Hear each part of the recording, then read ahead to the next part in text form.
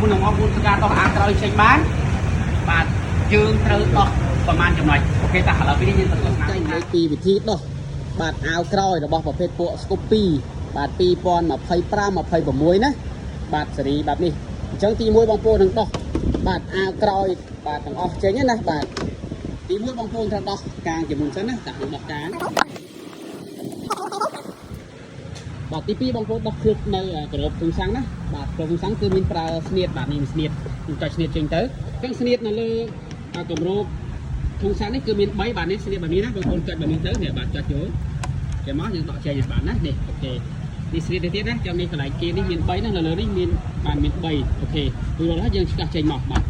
នេះដកចេញមកបាទបន្ទាប់ពីយើងធ្វើការដោះកាងដោះគម្របនេះរួចរាល់ហើយបាទចឹងបងប្អូនត្រូវមើលណាស្នៀតបាទស្នៀតនៅខាងតាមក្រោមនេះគឺមានស្នៀតបាទនេះកន្លែងណាបាទស្នៀតខាងក្រោមនេះបាទនេះស្នៀតខាងក្រោមនេះ1បាទ2ណាចឹងចំហៀង2ណាមកខាងចំហៀង2ខាងនេះក៏មានខាងនេះមានបាទខាងនេះទៀតបាទនេះណានេះបាទហើយនៅកន្លែងនេះណាបាទអញ្ចឹងខាងក្រោមគឺប្រើស្នៀតបាទគឺប្រើស្នៀតខាងនេះនិងខាងនេះបាទអញ្ចឹងបន្ទាប់ពីយើងធ្វើការដោះស្នៀតសងខាងរួចរាល់ហើយបងប្អូនមកធ្វើការដោះឃ្លុបនេះណានៅលើកន្លែងនេះ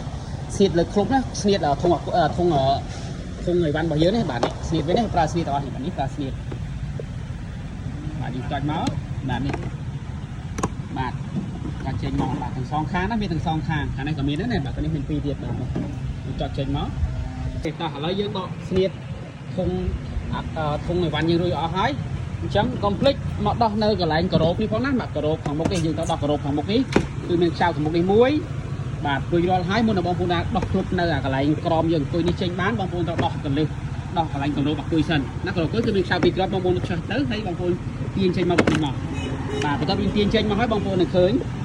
អញ្ចឹងបន្ទាប់ពីយើងធ្វើការដោះកម្លោបអង្គុយចេញមកហើយកន្លែងគ្រប់របស់យើងនេះគឺយើងដោះខ្សែលើហើយវាមានខ្សែសងខាងពីរនេះហេនេះមួយខាងនេះមួយបាទដោះយើងដោះចេញមកបាទបានយើងដោះគ្រប់ចេញមួយហើយបានយើងមានឃើញស្នៀតនៅកន្លែងនេះបាទឥឡូវពេលនេះយើងដោះខ្សែរួចរាល់ហើយយើងទាញគ្រប់ចេញមកបាទនេះគ្រប់ខាងលើណាបាទបន្ទាប់ពីយើងទាញគ្រប់ខាងមុខចេញរួចហើយបងប្អូនឃើញទេបាទចេញមកបាទរួចហើយយើងទាញចេញបាទ1 2នេះចាត់ចេញមកបាទអញ្ចឹងបន្ទាប់ពីបងប្អូនធ្វើការដោះផ្លុបចំហៀងខ្សៅខ្យងអស់ហើយពោះមុនដែលយើងធ្វើការដោះនៅអាវអាធំអាវក្រោយចេញបាន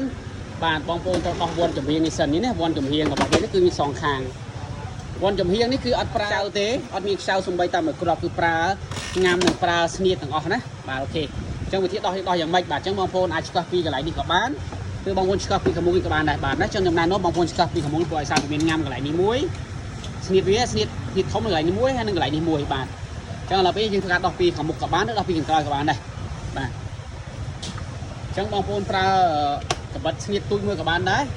បាទរួចហើយចាំយើងទាញចេញមកកោះចេញមកនេះទេបងប្អូនវាតឹងឲ្យសារកន្លែងស្នៀតនេះណានេះស្នៀតវានេះស្នៀតនេះបាទហើយខាងក្រោយស្នៀតកន្លែងនេះមួយទៀតបាទនៅកន្លែងនេះបាទយើងប្រើបើស្នៀតស្ដើងមួយមកឆ្កោះបោះចេញមកបានចេញណាបើយើងយកដៃទាញខ្លាចវាទៀតចេញខ្លាចវាអត់មានកន្លែងចាប់នេះទេបងយើងដោះចេញមកហើយយើងឃើញញ៉ាំវាទេនៅសងខាងបាទនេះអញ្ចឹងអត់ប្រើវាណាសំបីតែវាមកគ្រប់ក៏គ្មានដែរគឺប្រើញ៉ាំតែពីរហ្នឹងហើយគឺញ៉ាំកន្លែងនេះមួយហើយនេះកន្លែងនេះមួយណាទេសម្រាប់វ៉ាន់ចំហៀងរបស់ភេទពួកស្គូពី2025 26ឡើងបាទអញ្ចឹងបន្ទាប់ពីយើងដោះវ៉ាន់ចំហៀងរួចរាល់ហើយបងប្អូនមើលទេវាមានស្នៀតកន្លែងនេះណាបងអញ្ចឹងបងយើងដោះចេញទេវានៅស្នៀតមាននៅលេវបានមកគ្រាប់ពីគ្រាប់កន្លែងទៀតតែយើងចុចលេវចេញមកបាទដាស់យើងចុចចេញអញ្ចឹងមានសងខាងបងដោះចេញណាបាទដោះចេញរួចរាល់អស់ហើយបាទទៅយើងអាចដោះនៅអាវក្រោយនេះចេញបាទដោះស្នៀតដោះកន្លឹះចេញរួចអស់ហើយឥឡូវពីនេះយើងធ្វើការដោះអាវក្រោយនេះបាទដោះអាវក្រោយនេះចេញណាបាទដោះអាវក្រោយចាំបងប្អូនបង្ហើបនេះមកនេះបង្ហើបកន្លែងកែបទេណាកន្លែងកាងមួយនេះខ្សែកាងរបស់យើងគឺវាជាប់ក្នុងស៊ុំកន្លែងចាប់កាងអញ្ចឹងយើងបង្ហើបឡើងបន្តិចមកបាទនេះមកបាទរួចហើយបងប្អូនទាញហើបឡើងបន្តិចណាបាទហើបចាស់ហើយរួចរាល់បងប្អូនហើបកន្ទុយឡើងតិចបាទចឹងណានេះដោយសារកន្ទុយរបស់វាគឺមានបលួយខាងក្រោយណាទេមានបលួយខាងក្រោយទេបងប្អូនពេលដាក់ដូចជារយៈអត់ចូលបលួយបាទនេះណាចូលបលួយតិចមកបងប្អូនទាញចេញបានណាទេបាទអូខេនេះជាคลิปរបស់មួយចង់ចាញ់លេខដល់បងប្អូនជាងម៉ូតូយើងដើម្បីងាយស្រួលក្នុងការដោះអាវនៅប្រភេទពួកស្គូពីសេរីថ្មី25 26អញ្ចឹងពិបាកដោះណាអូខេអរគុណ